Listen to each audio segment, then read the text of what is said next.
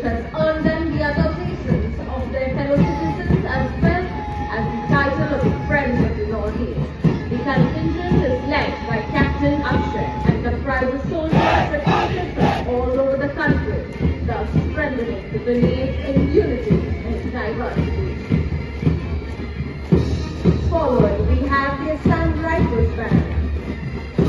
Assam Rifles की marching दस्ते के पीछे असम राइफल बैंड कब से असम राइफल्स का गाना, असम राइफल्स के सिपाही देश की